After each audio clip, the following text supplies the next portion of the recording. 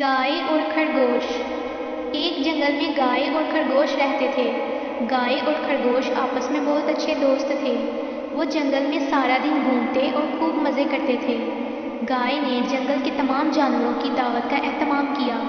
خرگوش خوش ہو کر کہتا ہے، میں بھی تمہارے ساتھ اس میں شامل ہوں گا۔ گائے نے دودھ اور دہی جمع کرنے کا فیصلہ کیا۔ خرگوش کھانا بنانے میں مصروف ہو گیا۔ کھانا تیار کرنے کے بعد خرگوش گائے کے پاس آیا۔ اچانک پیچھے سے ایک ظالم شیر آ گیا۔ خرگوش شیر کو دیکھ کر گھبرا گیا۔ اپنی جان بچانے کے لیے تیز دوڑنا شروع کیا، لیکن خرگوش کی دوڑ شیر کے مقابلے میں بہت کم تھی۔ گائے نے خود کو زور سے دھکیلا اور بھاگ کر خرگوش کو اپنے پیچھے لے لیا۔ شیر سے جھگڑنا شروع کر دیا۔ شیر اچانک دیکھ کر گھبرا گیا اور واپس چلا گیا، جس سے خرگوش کی جان بچ گئی۔ خرگوش بہت خوش ہوا۔ خرگوش نے گائے کا شکریہ ادا کیا۔ گائے نے کہا، دوست ہی دوست کے کام آتے ہیں۔